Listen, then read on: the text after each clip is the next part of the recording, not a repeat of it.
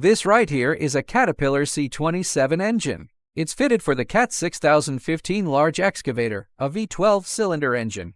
I'm holding aerospace sealant here. We need to coat it on the cylinder head gasket. Quick key tip, only coat one side, the side against the engine block.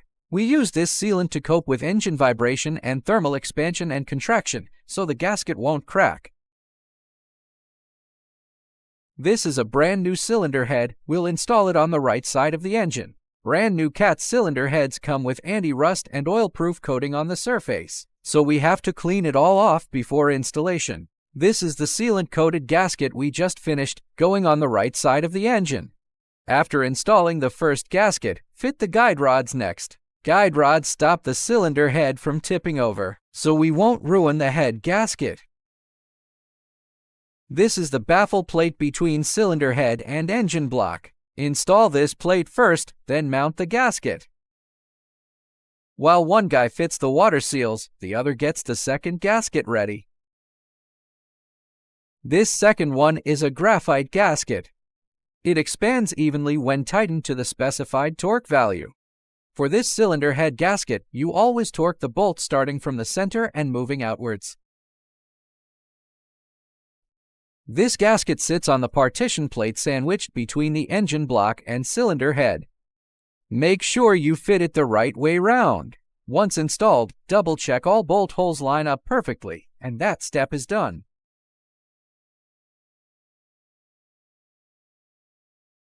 After fitting all water seals, go through them one by one. Confirm none are missing or poorly seated.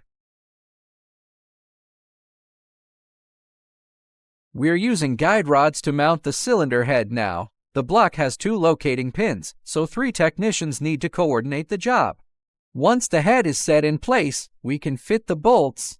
Bolts around the outer edge and those inside the cylinder head have different lengths. Mix them up, and the bolts will get damaged during torque tightening later, leading to oil and coolant leaks. So double-check carefully.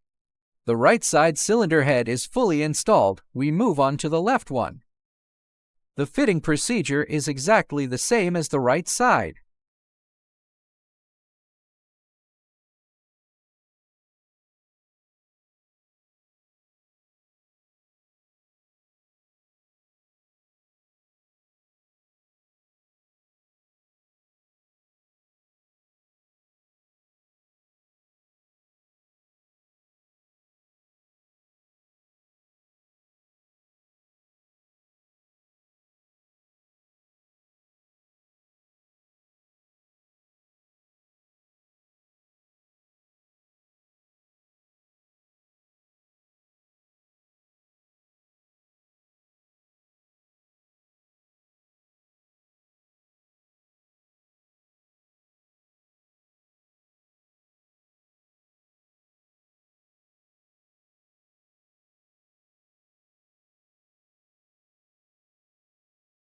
This piece I'm holding is the sponge fitted between the 2 cylinder heads. It's not regular household sponge, it's fire retardant. Temperatures between the 2 heads get extremely high, so it needs fire resistance. Fit this heat insulation sponge right after finishing the first cylinder head. If you skip it now, you won't be able to install it later.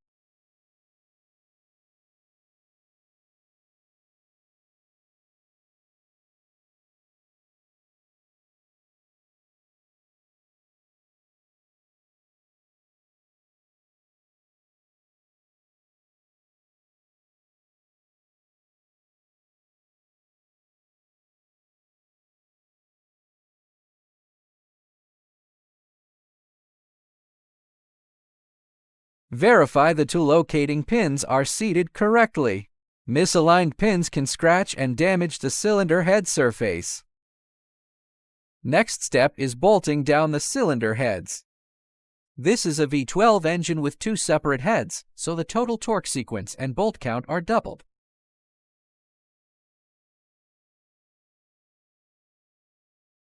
We use electric power tools to apply initial pre-tightening force to both cylinder heads. Only after pre-tightening both sides do we proceed to formal torquing. This spot is for the intake manifold piping, which also has its own bolts. Seat them properly to avoid misaligned holes. The heads are positioned now, but full torque hasn't been applied yet. Then we carry out cross-pattern torque tightening, with 2 technicians cooperating closely. Don't yank the torque wrench hard. You'll hear a sudden click and get inaccurate results. Pull the wrench steadily to guarantee every bolt reaches the exact specified torque. Each bolt requires 3 rounds of torque tightening total. The first round is the initial pre-torque. The technicians must strictly follow Caterpillar's official torque sequence and specifications.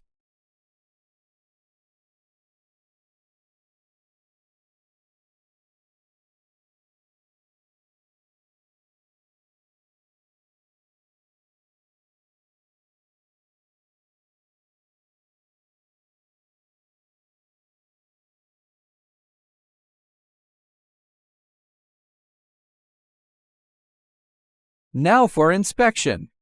We mark each bolt once torqued properly. These marks serve as a clear quality check record to confirm fastening is complete.